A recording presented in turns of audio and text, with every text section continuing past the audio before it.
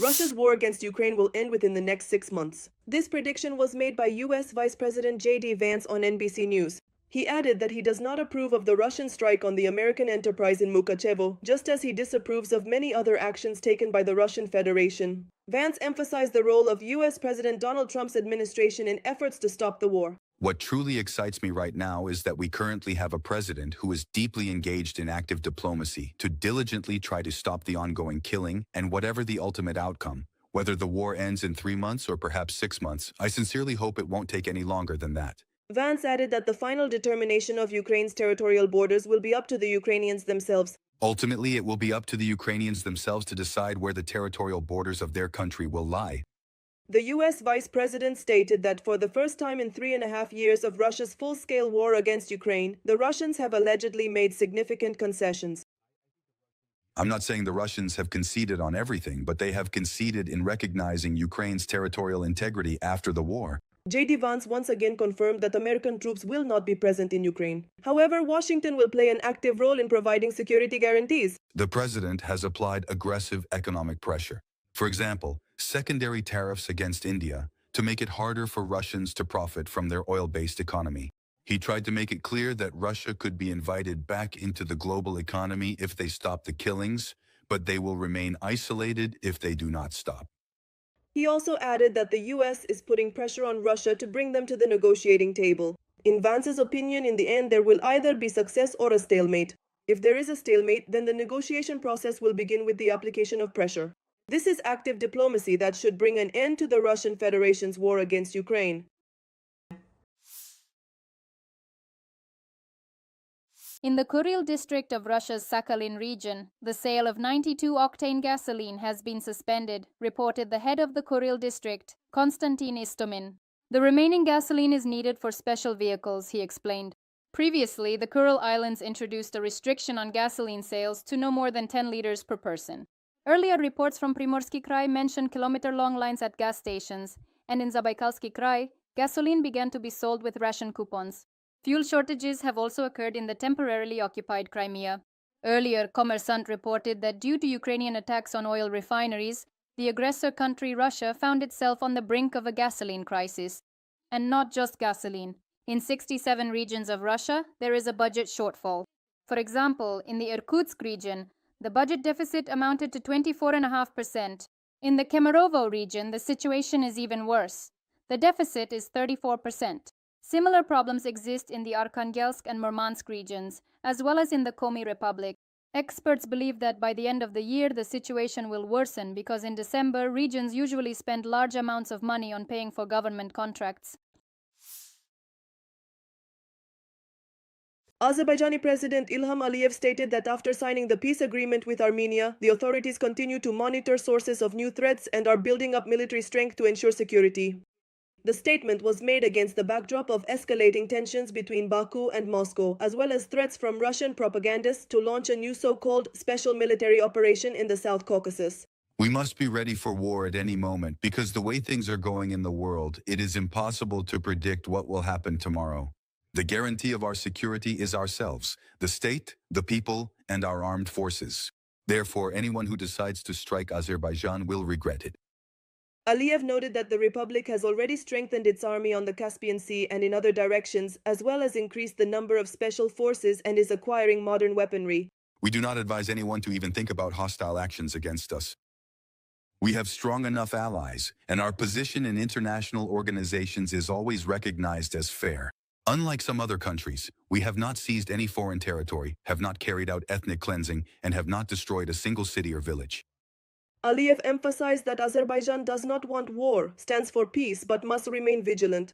Earlier, the Russian authorities, through propagandists, threatened Azerbaijan with a special military operation that could begin after the war in Ukraine ends. Russian propaganda has sharply escalated its belligerent rhetoric toward Azerbaijan amid reports that the Republic may lift its moratorium on supplying weapons to Ukraine. These threats emerged after Russia struck facilities belonging to the state oil and gas company Sokar in the Odessa region. Z-bloggers also threatened Azerbaijan with war because of Aliyev's advice to Ukraine to never surrender and never agree to occupation. In a letter to Ukrainian leader Volodymyr Zelenskyy on Independence Day, the president of Azerbaijan stated that Ukraine and Azerbaijan, in accordance with the norms and principles of international law, demonstrate mutual support and solidarity on issues of territorial integrity and sovereignty. Azerbaijan will continue to provide the Ukrainian people with the necessary humanitarian aid and support. Russia is preparing to test the Burevestnik nuclear missile. At the Rogachevo military airbase on Novaya Zemlya, An-72, An-26 and Il-76 transport planes, 2 Su-35S fighter jets, and 8 helicopters have appeared, according to the Telegram channel Strategic Control. They were transporting personnel and equipment to the Pankovo and Severny test ranges. In addition, 9 ships were concentrated in the area around the island. The Burevestnik tests may also have been discussed during Vladimir Putin's visit to Sarov, according to an anonymous Telegram channel cited by the newspaper Kommersant. A long-range airborne early warning and control aircraft, the A-50U, also arrived at Rogachevo, Strategic Control reported. These aircraft have rarely appeared in the Arctic since the start of the war in Ukraine. The area west of Novaya Zemlya is closed to civilian aviation until August 25th. In addition, the Coastal Administration of the Russian Arctic region has warned ships of danger when approaching the northeastern part of the Barents Sea, the publication writes. The Barents Observer reported on the possible preparations for Burevestnik tests in early August, and later Reuters also wrote about possible preparations for Burevestnik tests. Burevestnik is a missile with a nuclear power unit.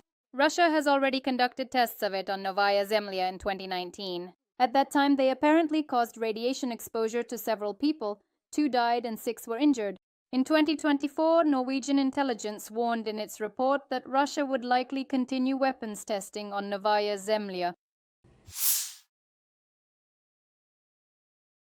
An explosion occurred at the Central Children's Store in Moscow. The store is located next to the FSB headquarters. According to reports, a gas cylinder for balloons allegedly exploded in the store. There are reports of 1 person killed and 3 injured. According to VCHK-OGPU, a 55-year-old FSB officer, Alexei Titov, was seriously injured in the explosion. According to the channel, his bag with his service ID inside was found at the scene of the explosion. Titov's wife told VHK-OGPU that her husband is in the hospital. The Telegram channel, citing the woman, also reports that Titov held a managerial position in the FSB. Earlier, in the city of Balashika in the Moscow region, a car exploded near which the deputy head of the main operations directorate of the General Staff of the Russian Federation, Yaroslav Moskalik, was passing at the time. He died at the scene. Also in Bryansk, Russia, Russian engineer Yevgeny Rytnikov, who was involved in modernizing the occupiers' electronic warfare systems, was killed in an explosion. Meanwhile, Pulkovo airport did not receive or send any planes for almost a day due to a drone attack. During this time, 90 flights were cancelled at the St. Petersburg airport and about 80 flights were delayed by more than 2 hours. Another 42 planes were diverted to alternate airfields. Similar restrictions due to drone attacks were also imposed in other cities. Delays and flight cancellations occurred at Sheremetyevo, as well as at the airports of Penza, Saratov, Nizhny Novgorod, Kirov, Izhevsk, Kaluga, and others. On August 24th, unidentified drones once again attacked Russia. Explosions thundered in the port settlement of Usluga. Due to the work of air defense, the terminal of the gas company Novatek caught fire. I don't know, it's burning. Novatek, will it launch us or not? The old shift hasn't been released yet, and they definitely won't let us in. That's why I'm having a blast today. In Syzran, Russia, things were also unsettled. Eyewitnesses reported hearing more than 20 explosions in the city. The Syzran oil refinery, which is one of the key enterprises of the Russian Federation in the war against Ukraine, was under attack. About 1,000 Russian tourists were stranded in China due to a powerful typhoon. Typhoon Kajiki swept across the resort island of Hainan over the weekend. In several cities, trees were knocked down, some uprooted, and cars were also damaged. At the same time, some tourists were caught by the storm not in their hotels. Vacationers told the Telegram channel Shot that they had to take shelter from the typhoon in a shopping mall where they spent several hours. Others complained that the buildings they were in were shaking quite a lot. Because of this, some people experienced panic attacks. Amid the typhoon, flights to several Russian cities have been cancelled. Earlier, due to frequent disruptions at Russian airports, Russians flying in from Turkey had to wait days for their luggage. As reported by the Telegram channel Baza, Turkish Airlines passengers stood in hours-long lines for their luggage and sometimes received it damaged. It was noted that the airline deliberately accumulates luggage and sends it to Russia only once every few days due to the increased number of flight cancellations and delays. Turkish Airlines doesn't even take all passengers on some flights in order to free up weight for extra fuel, which might be needed for the return flight to Turkey in case of another aviation collapse. The latest weaponry is being brought to Beijing. According to Bloomberg, during the parade on September 3rd, China will showcase missiles capable of reaching US territory.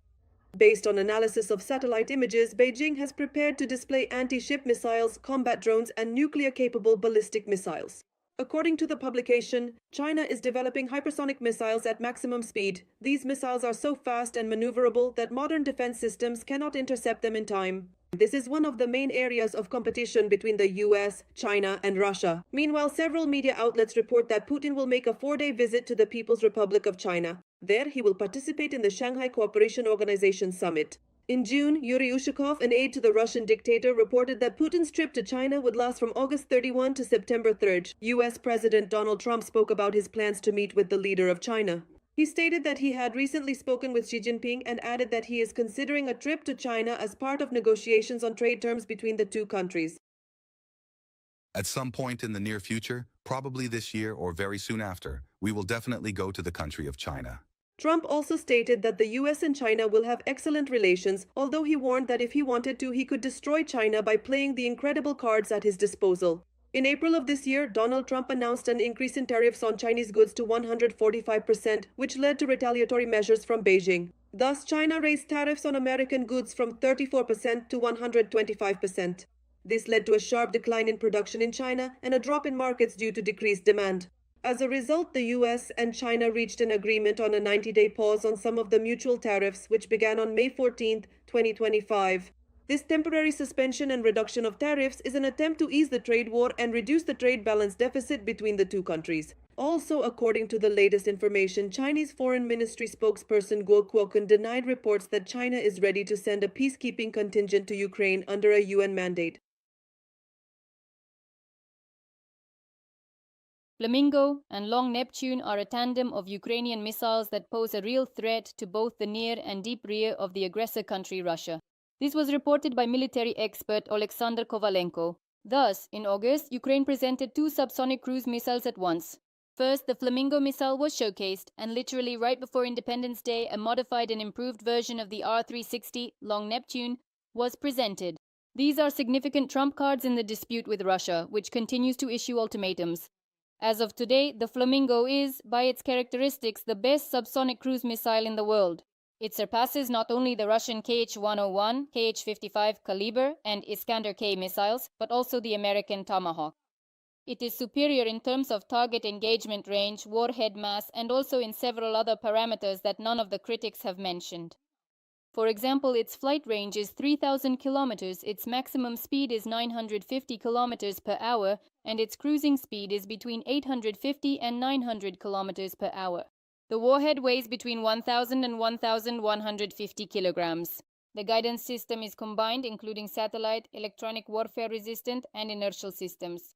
The thing is, the Flamingo is essentially a mobilization missile. It is produced quickly in large quantities and is relatively inexpensive. Exactly what is needed in the context of a dynamic and extremely aggressive war of attrition. The second undeniable advantage of the Flamingo is its land-based launch platform. This is a surface-to-surface missile, which makes it difficult to detect an upcoming launch and to track the missile once it has been fired. At the same time, the Long Neptune is a more versatile weapon, which in the future will be able to pose a threat to the enemy not only from land, but also from sea and air. This missile was originally designed to strike not only surface targets, but also land targets, which it demonstrated perfectly in 2023 when it destroyed the Russian S-400 complex at Cape Tarkankut.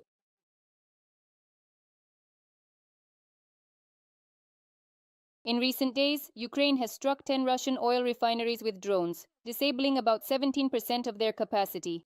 That's more than 1 million barrels of processing per day, according to Reuters.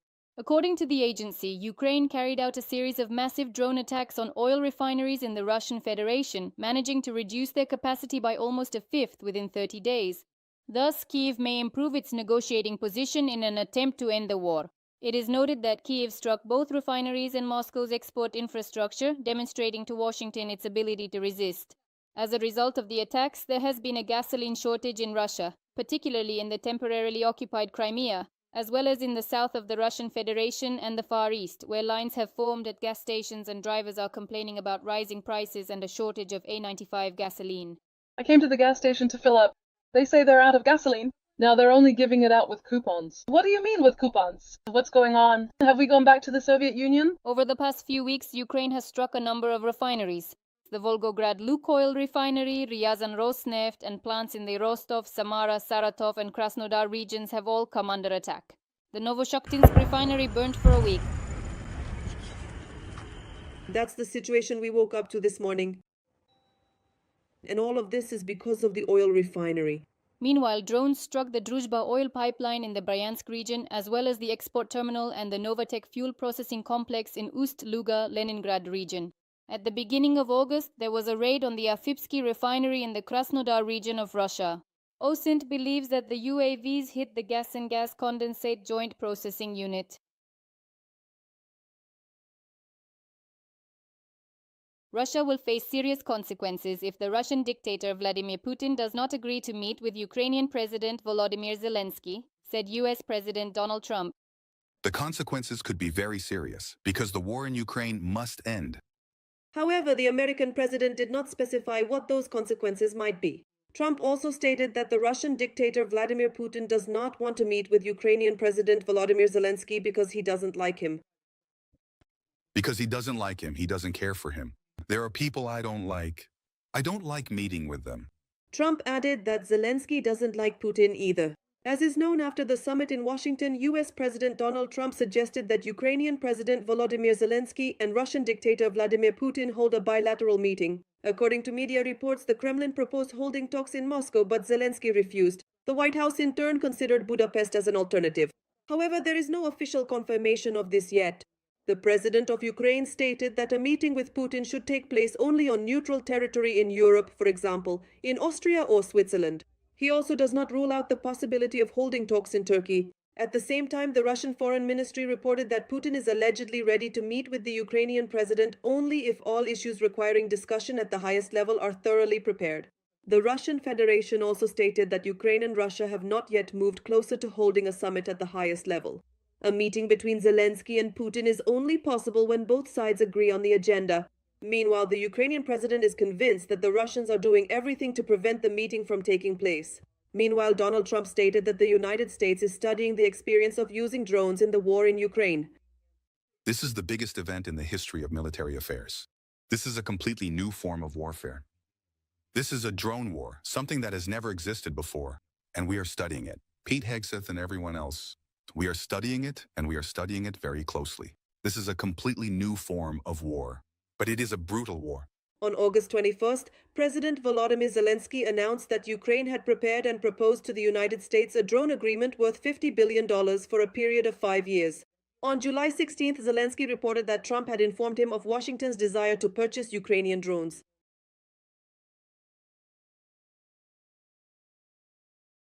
During Donald Trump's trip to Scotland and his recent public appearances, attention was once again drawn to his right hand, which he constantly tries to conceal with makeup. The 79-year-old president is not hiding his bruises for the first time. According to the White House, they appeared due to the large number of handshakes and his use of aspirin. For example, in February 2025, during the visit of French President Emmanuel Macron to the White House, Trump was seen with a large hematoma on the back of his right hand. In July, during the FIFA Club World Cup final, his swollen ankles drew attention. And they were noticed again during a meeting with Vladimir Putin in Alaska on August 15th.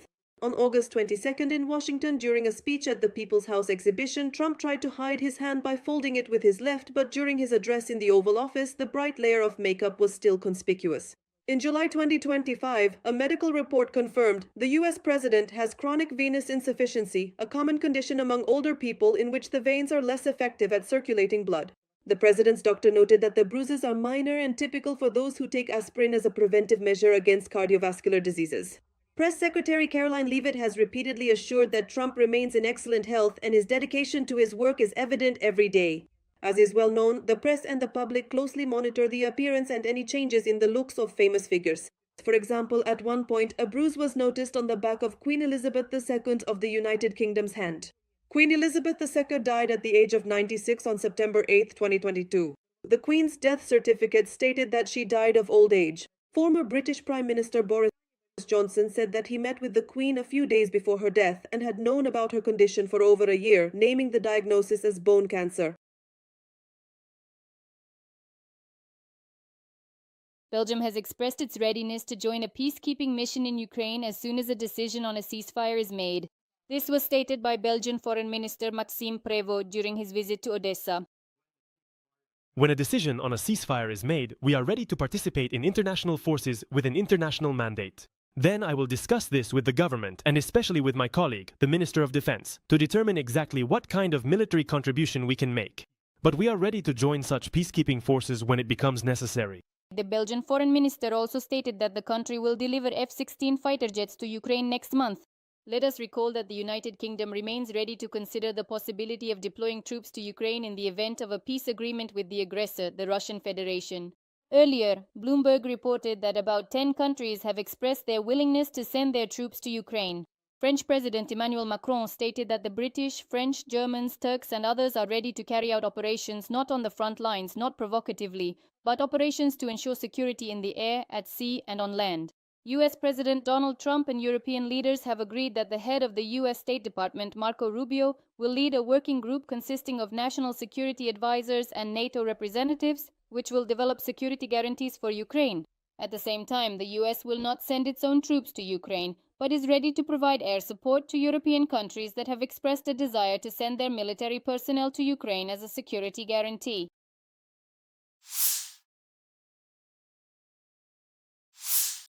Donald Trump threatened Russia with an economic war and called Lavrov's statement about the illegitimacy of Ukrainian President Volodymyr Zelenskyy nonsense. He made these statements during a meeting with members of his cabinet. Responding to a question about whether Vladimir Putin has a deadline to agree to bilateral talks with Ukrainian President Volodymyr Zelenskyy, Trump said, "This won't be a world war, but an economic war, and an economic war, that would be bad. It would be bad for Russia and for Ukraine. I don't want that." The US president stated that he is very serious about his intentions if he has to take such action, once again reminding that thousands of people die in war. The US president noted that he would seek a personal meeting between the leaders of Russia and Ukraine because he wants everything to come to an end. In response to a journalist's remark that Russian Foreign Minister Sergei Lavrov said Putin would not sign a peace agreement with Zelenskyy considering him illegitimate, Trump replied, "It doesn't matter what they say. It's all nonsense. They're all just playing to the audience." Trump also stated that the US would increase arms supplies to Washington's NATO allies, who are currently providing military assistance to Ukraine. "We are no longer involved in funding Ukraine. We are involved in stopping the war, in ending the killing. NATO is funding the war. We are not funding anything." US Presidential Special Envoy Stephen Witkoff stated at a cabinet meeting that the United States hopes the war in Ukraine will end by the end of 2025. According to him, the American side will organize meetings this week regarding the Ukrainian settlement. Witkoff said that Russia has put forward a peace proposal for discussion, which concerns the Donetsk region. Washington believes that the current stage of negotiations could be a step toward ending the war.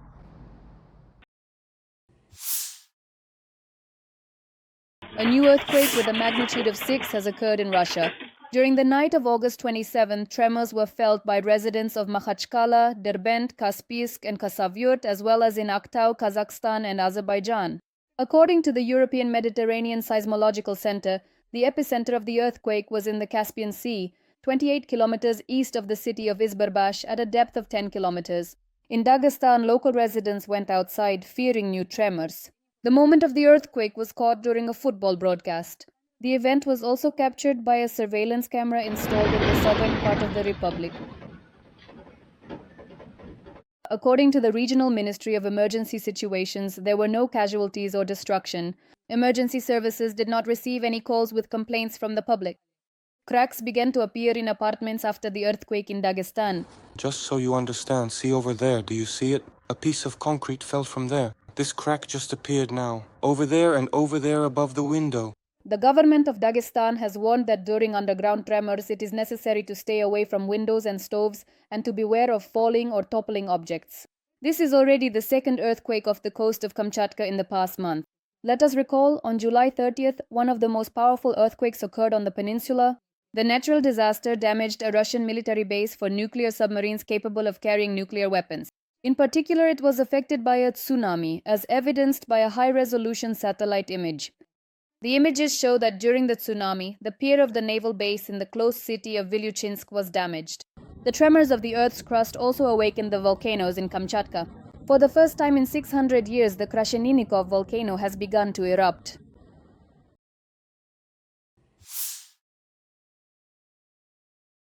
The president of Azerbaijan, Ilham Aliyev, gave an interview to the Al Arabiya TV channel where he spoke about the conflict with Russia, the Zangezur corridor, and relations with Armenia and Washington. According to Aliyev, the downing of a civilian aircraft by Russian forces and the reaction of Russian officials to the incident have caused great disappointment and dissatisfaction in Azerbaijan. They struck the plane twice. Only the professionalism and courage of the pilots allowed the plane to land, and fortunately, it landed in Kazakhstan and not in Russia. It was damaged by a Russian air defense system. First of all, the plane should not have been shot down at all. However, it was a tragic mistake. The president of Azerbaijan cited as an example an incident during the Second Karabakh War, when Azerbaijan accidentally shot down a Russian helicopter that had approached the country's border. According to Aliyev, Azerbaijan immediately paid compensation to the families of the deceased pilots and to the Ministry of Defense. We have not seen anything like that from Russia. We expected that sooner or later the investigation would be completed. But then these unfounded attacks on Azerbaijanis in Russia began. 2 people were tortured and killed, and the subsequent official information stated that they had died of a heart attack. Aliyev also emphasized that from the very first days of Russia's invasion of Ukraine, Azerbaijan has supported and continues to support Ukraine's territorial integrity. Ilham Aliyev also noted that the document on peace between Armenia and Azerbaijan initialed in Washington is based on the Azerbaijani vision for resolving relations between the two countries. Aliyev emphasized that if Armenia withdraws from the document signed in Washington, it will seriously worsen relations between Armenia and the United States. Speaking about the Zangezur corridor, the president of Azerbaijan stated that it will become an important transportation link connecting continents. Now that President Trump has given his name to the Zangezur corridor, I am confident that it will be implemented in the near future. We are now almost at the final stage of infrastructure development. The projects will be ready, possibly in 2 or 3 years. Ilham Aliyev also emphasized that Azerbaijan can increase the volume of gas supplies to Syria.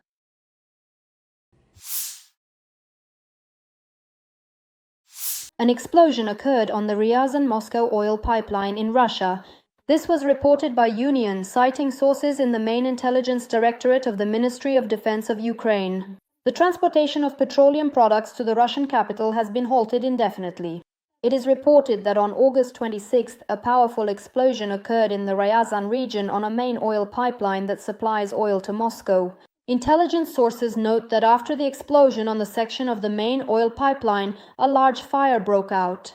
Emergency vehicles, law enforcement agencies, and repair crews arrived at the scene. It is known that since 2018, the pipeline has been repurposed for the supply of automotive gasoline by the company Transneft, which supplies the army of the aggressor country. According to sources from the publication familiar with Ukrainian intelligence, representatives of Transneft are currently calculating the losses. Ukrainian Armed Forces serviceman and political scientist Kirilo Sazonov commented on the pipeline explosion on his YouTube channel. The fact is that fuel shortages in Russia are already happening in Crimea, in Primorsky Krai, in Vladivostok. That's considered normal. But when it comes to Moscow, the pain of Muscovites is always a bit more genuine. Sazonov notes that solving the gasoline shortage problem will be difficult, since the railway network of the aggressor country is overloaded. Moreover, alternative supply routes are not safe. The paralysis of Russia without gasoline is very, very impressive. And the fact that Moscow will feel it firsthand, Moscow specifically, adds a special piquancy to this situation. It should be noted that after drone strikes on the oil refineries of the aggressor country, a fuel collapse is intensifying in Russia. For example, the sale of AI-92 gasoline has been suspended for residents of the Kuril district. And since August 20th, restrictions on gasoline sales have been in effect in the Kurils, no more than 10 liters per person. Residents of Primory, Zabaikalsky Krai, as well as the temporarily occupied Ukrainian Crimea, are also experiencing fuel shortages.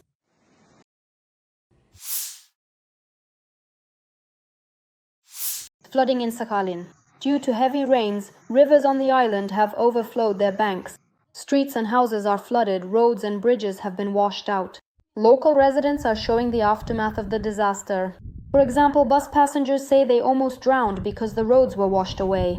We were on this bus and it just drove into a ditch. We got out here.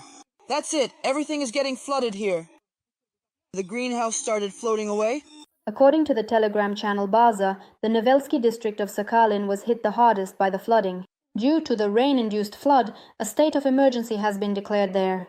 In the Nevelsky district, the Kazachka River has overflowed its banks and is flowing through the streets. In the village of Kolkoznaya, about 70 houses are at risk of being completely flooded. In addition, the water swept away greenhouses and outbuildings and also destroyed a bridge. It is reported that rescuers have evacuated 37 people.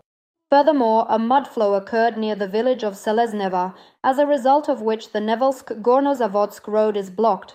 According to the Telegram channel Shot, the neighboring island of Maniran, which is a popular tourist destination near Sakhalin, has also been flooded.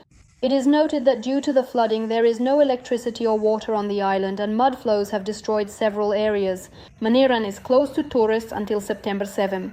According to local authorities, it is dangerous to stay there. Due to the bad weather, the ferry crossing that connects Sakhalin with the mainland of Russia is also being closed. It should be noted that various regions of Russia often suffer from natural disasters. For example, on the night of August 27th, an earthquake occurred in Dagestan. Tremors with a magnitude of 6 were recorded in the Caspian Sea. The residents of Makhachkala felt the earthquake the most.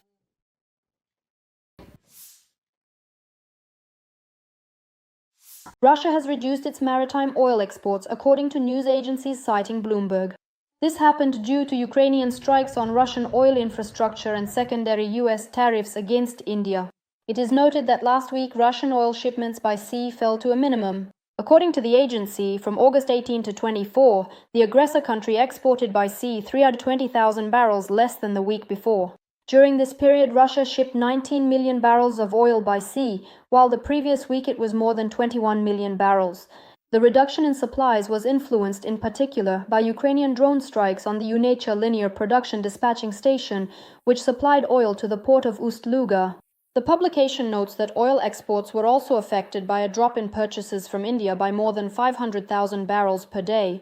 The reason for this is the secondary tariffs imposed by US President Donald Trump. On August 27th, new 50% tariffs came into effect, which Trump imposed on Indian goods, including due to the export of Russian oil. Overall, Russia's revenues from maritime oil exports fell by 9% over the week. Meanwhile, the fuel crisis in several Russian regions continues. According to the Telegram channel Kremlin Snuffbox, the real fuel situation in the south of the aggressor country is close to critical. It is noted that there are significant problems with gasoline in the Rostov region, as well as in the temporarily occupied Crimea. In the Krasnodar region, gasoline reserves at gas stations are rapidly dwindling.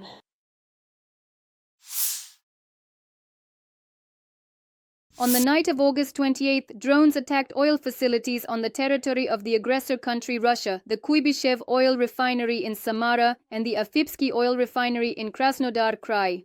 Eyewitnesses captured the moment the Kuibyshev oil refinery was hit, which resulted in a large fire. It exploded.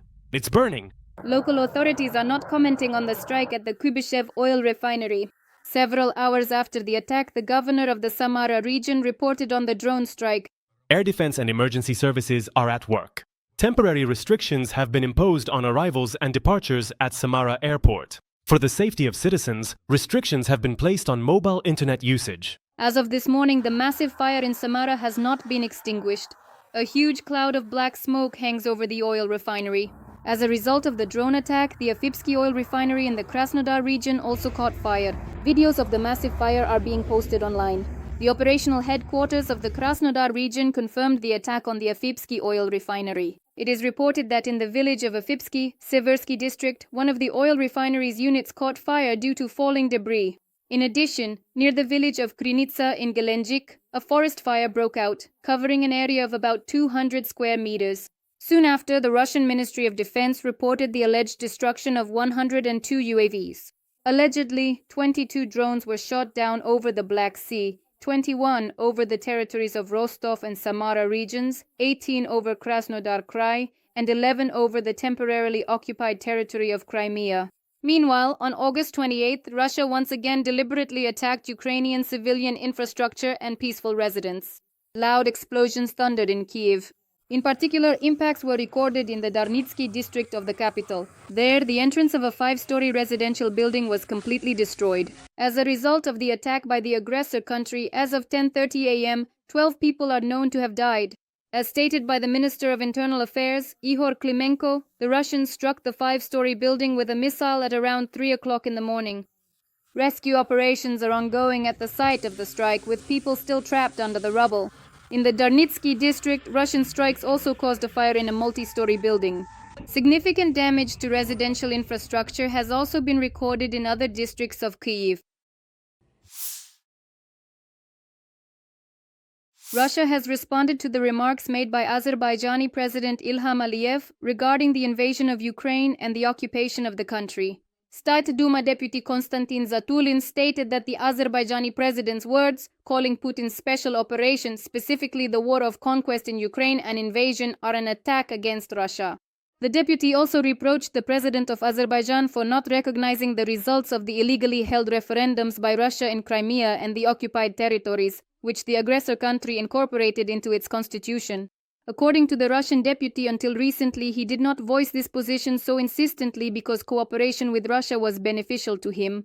They say that now, since Aliyev has found another mediator in the form of the United States, he no longer needs Russia as a partner. The deputy threatened that Moscow is already drawing conclusions from the situation. Let us recall that the president of Azerbaijan, Ilham Aliyev, stated that the country was under occupation as part of the Soviet Union. He said this in an interview with Al Arabiya. When the Russian Empire fell in 1917, the Azerbaijan Democratic Republic was proclaimed in Azerbaijan. It was the first democratic republic in the Muslim world, founded in May 1918. It lasted until April 1920, when the Russian army invaded and occupied Azerbaijan. According to the Telegram channel Kremlin Snuffbox, Ilham Aliyev's recent statements have angered many influential people in Moscow. The idea of conducting a so-called special military operation in this country is being discussed more and more often, though for now, mostly in hushed tones, according to a source cited by the publication. Aliyev is provoking, hiding behind Erdogan and trying to destabilize the Caucasus. Supposedly, the government has hinted that border checkpoints with Azerbaijan could be closed for repairs as early as September. Most likely not all of them, but some as a political signal to Aliyev, writes Kremlin Snuffbox.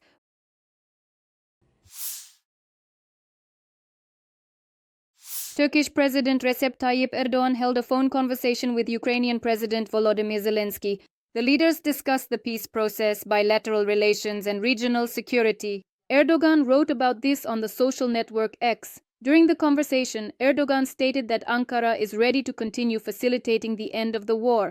We are closely monitoring international contacts. Turkey continues its efforts to achieve a lasting peace. We are ready to do everything possible to facilitate high-level negotiations that will pave the way for a just end to the war. Earlier, the Turkish leader stated that Russia must return illegally occupied Crimea to Ukraine. Turkey's support for Ukraine's territorial integrity, sovereignty, and independence is unwavering, Recep Tayyip Erdogan assured. The return of Crimea to Ukraine by Russia is a requirement of international law, the Turkish president emphasized. Ukraine is working with foreign partners on a strategy to return the territories temporarily occupied by Russia. There is a vision for the next 10 to 15 years on how to achieve this. This was stated by the first Deputy Minister of Defense of Ukraine, Ivan Havrilyuk, during the International Crimea platform. Crimea has turned into an enormously powerful Russian military base. We have a direction and a vision for how to return Ukraine's occupied territories. We have a vision for the next 10 to 15 years on how to move forward and where to develop. He noted that Ukraine needs to gain and maintain an advantage in the Black Sea. And now, even individual raids to destroy watercraft are difficult to carry out because the Russians have taken measures. Let us recall that earlier, US President Donald Trump proposed a territorial exchange to resolve Russia's war against Ukraine. At the same time, he promised that they would try to return to Ukraine some of the territories currently under Russian occupation. In turn, Ukrainian President Volodymyr Zelenskyy emphasized that Ukraine will not agree to a territorial exchange with the Russian Federation, as this is prohibited by the constitution. On the night of August 28th, Ukrainian drones attacked 2 Russian oil refineries, causing even greater losses to the aggressor country in the oil sector. Specifically, UAVs struck the Fipsky oil refinery in Krasnodar Krai and the Kuibyshev oil refinery in Samara Oblast. The attack was confirmed by the commander of the Unmanned Systems Forces, Robert Madyar Brody. He reported that over 2 weeks in August, oil refining in Russia decreased by 21%. Just during this night, fuel production dropped by another 4.7%. It is noted that the Kuibyshev oil refinery, which produces 7 million tons of oil per year, was struck by fighters from the Bird's Sting unit of the Unmanned Systems Forces in cooperation with Special Operations Forces. At the Fipsky oil refinery, which has a capacity of more than 6 million tons of oil per year, the attack was carried out by fighters from the Bird's Sting unit, together with operatives from the main intelligence directorate of the Ukrainian Ministry of Defense. Strikes on oil facilities are especially painful for Russia. As Bloomberg writes, this significantly affects the decline in Russian oil exports, along with secondary U.S. sanctions against India. According to the agency, Russian oil shipments by sea fell to a minimum last week. From August 18 to 24, the aggressor country exported by sea 320,000 barrels less than the week before. During this period, Russia shipped 19 million barrels of oil by sea, compared to more than 21 million barrels the previous week. Overall, Russia's revenues from maritime oil exports fell by 9% in just the last week.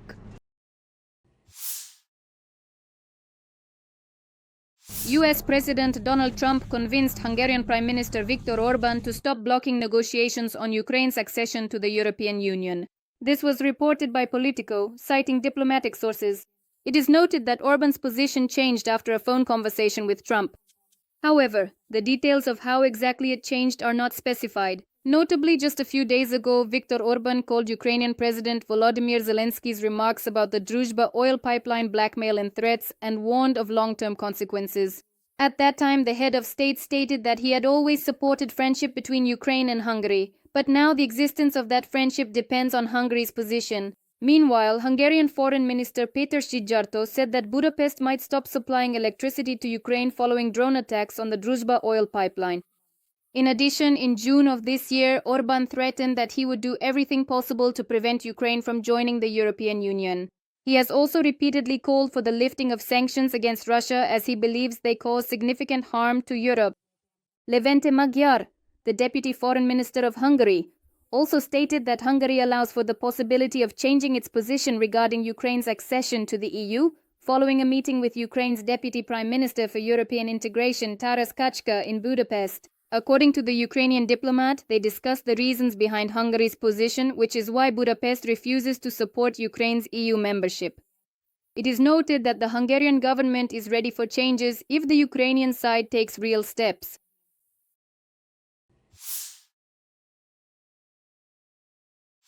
The fall of drone debris on the night of August 28 caused a forest fire in the area of the village of Krynica, according to the operational headquarters of Krasnodar Krai. This village is located just 10 kilometers in a straight line from Vladimir Putin's palace. The area of the fire has grown to more than 3 hectares, according to the Ministry of Emergency Situations. An Emergency Situations Ministry helicopter was dispatched to the scene, but its operation was hampered by the wind, according to the head of Zelenskyy. The forest fire trapped 23 people near the coast. A boat was sent to rescue them. According to the head of Zelenskyy, Alexei Bogodistov, a recreation base was evacuated. Drone attacks had already affected the Russian dictator's vacation last year. As the project reported, Putin has practically stopped flying to Sochi, where he used to spend a significant part of the spring and autumn. A source for the project explained this by Putin's fear for his life after drone attacks on sites in the city.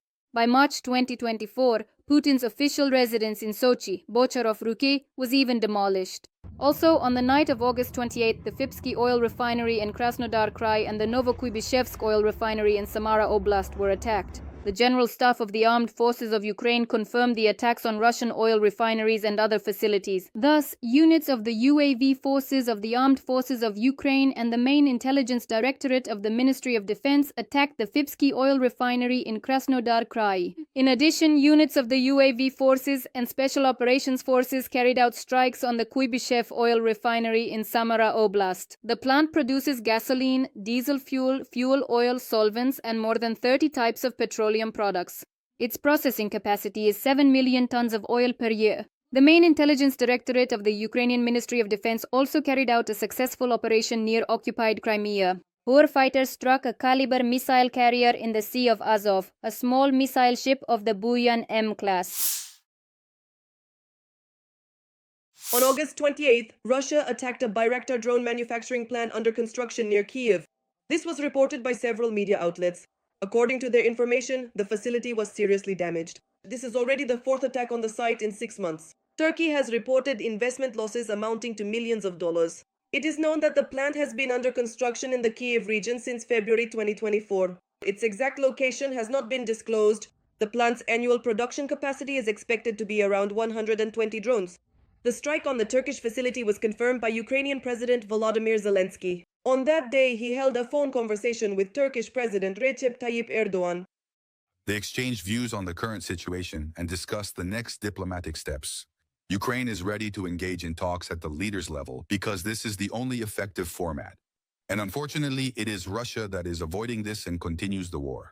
Referring to the overnight attack by the Russian Federation on Ukraine, the president noted that there were strikes not only on the Turkish facility, but also on the Azerbaijani embassy, the EU delegation, the British Council, and residential areas for the elderly.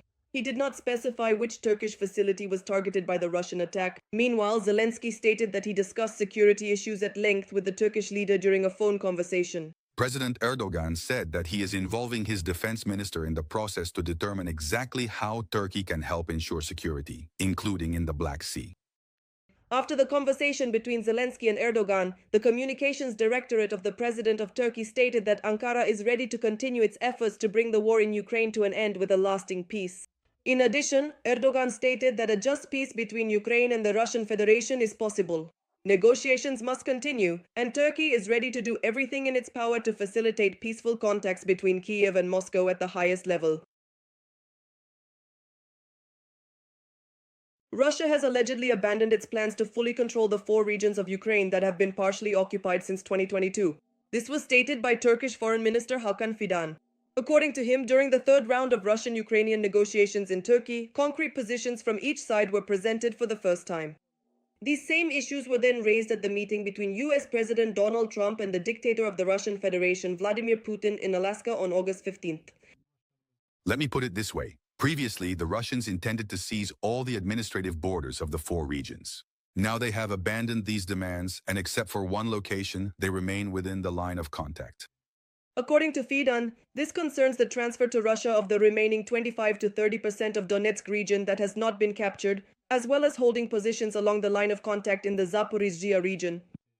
The fact that they said this and agreed that it would be guaranteed by a security mechanism actually offers something truly remarkable.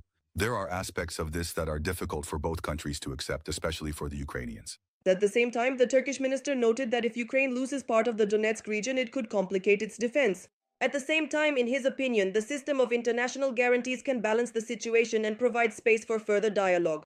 Earlier, Ukrainian President Volodymyr Zelenskyy stated that Russia does not want to end the war, is trying to avoid negotiations at the leadership level, and is sending corresponding signals. Meanwhile, US President Donald Trump, during a conversation with journalists at the White House, stated that in the next few weeks he will make a decision regarding further actions to resolve Russia's war against Ukraine. Ukrainian President Volodymyr Zelenskyy outlined 3 key blocks of security guarantees. The head of state made the corresponding statement during a briefing on August 29th. According to him, the first point concerns the Ukrainian army. In particular, this refers to funding the current size of the armed forces and providing weapons of Ukrainian, European, and American manufacture. The second part of the security guarantees concerns NATO. Although some partners are not ready for Ukraine to join the bloc, according to Zelenskyy, it is necessary to understand what an alternative alliance could look like. We need to understand what our partners are willing to do, because that is what constitutes an alliance. I want to discuss this part with our partners next week in Europe. The third block of security guarantees concerns sanctions against Russia and the use of frozen Russian assets for Ukraine's reconstruction. The Ukrainian leader also stated that next week there will be a European round of negotiations on security guarantees.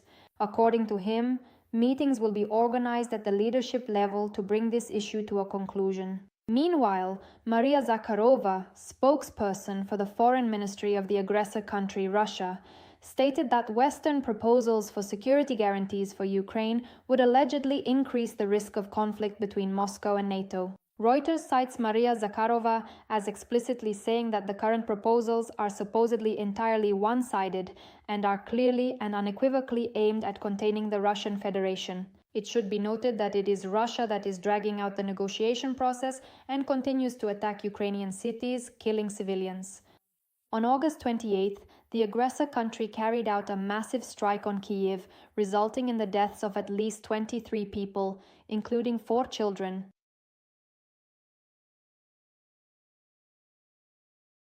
A major fire broke out on the Black Sea coast in the Krasnodar region near Putin's palace. On August 28th, the Krasnodar Krai emergency headquarters reported the crash of a drone near the village of Krinitsa. 3 separate fire outbreaks occurred there. According to the agency Novosti, they are located 10 kilometers in a straight line from Cape Idokopas, where the Russian dictator's palace is situated. According to the Ministry of Emergency Situations, the fire covered an area of 32,000 square meters. 23 people were trapped by the fire on the shore. They were evacuated by boat.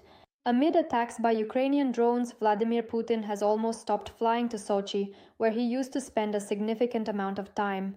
According to a 2024 report by the project, citing a source, this is due to the president's concerns for his own safety. Earlier, in Russia's Altai Krai, the aggressor country, a fire broke out on the grounds of the residence of the Russian dictator Vladimir Putin.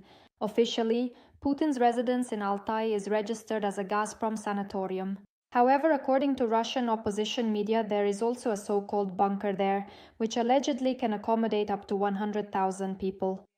It is reported that information about the secret construction in the Ongudai district of the Altai Republic emerged in 2010. Up to 3 billion rubles were spent on this project. In 2011, security guards denied Novaya Gazeta correspondents access to the territory, saying that the specially protected facility was intended for the recreation of the country's top officials. US Vice President JD Vance stated that he is ready to lead the country if something happens to American leader Donald Trump. He said this in an interview with USA Today. The journalist asked Vance if he was prepared to take on the role of commander-in-chief, to which he replied that Trump is in good health and has a lot of energy. But it is possible if something happens to Trump. Yes, terrible tragedies do happen. But I am confident that the President of the United States is in good shape, will serve out the rest of his term, and will accomplish great things for the American people. At the same time, Vance noted that he is well prepared to fulfill the duties of the presidency. As is known, according to the U.S. Constitution, in the event of the president's death, resignation, or removal from office, his duties automatically pass to the vice president. It should be noted that in July of last year, there was an assassination attempt on Donald Trump. At that time, he was shot during a speech at a campaign rally. However, the politician escaped without serious consequences. Meanwhile, Trump's approval rating has dropped to a new record low for his second term as the American leader. The relevant data is published by The Hill. According to the poll, only 37% of voters said they approve of the president's actions, while 55% are dissatisfied with his performance. Meanwhile, the president of Portugal, Marcelo Rebelo de Sousa, made a sharp statement about Donald Trump. He essentially called him a Soviet or Russian asset. De Sousa believes that Trump, who presents himself as a key mediator in resolving Russia's war against Ukraine, has done nothing to help Kyiv. The Portuguese president in particular recalled the unfulfilled promises of the American leader regarding the imposition of sanctions against Russia. The Armenian consul, Ashken Alexanyan, was detained on charges of espionage in favor of Azerbaijan. According to the newspaper Graparak, citing sources, the detention took place 2 months ago, but the incident was kept secret in order not to provoke an international scandal. It is reported that after the arrest, employees of the National Security Service searched the building of the Armenian Ministry of Foreign Affairs. In particular, they checked computers and examined documents. As the publication writes, in order to conceal this incident, information about Ashken Alexanyan was removed from the internet and other open sources, including the official announcement of her appointment. It should be noted that recently relations between Yerevan and Baku have been improving. In July of this year, Azerbaijani President Ilham Aliyev and Armenian Prime Minister Nikol Pashinyan held their first bilateral meeting without Kremlin mediation. Although the politicians' negotiations were held behind closed doors, a number of media outlets reported positive results, and some sources indicated that Armenia and Azerbaijan might sign a peace agreement as early as December this year. According to the Azerbaijani press, progress in the negotiation process was facilitated by the parties reaching an agreement on the Zangezur corridor, which had long been a stumbling block between the countries. In addition, the efforts of Azerbaijan and Armenia to advance peace are supported by the President of the United States, Donald Trump, as well as the Turkish leader, Recep Tayyip Erdogan.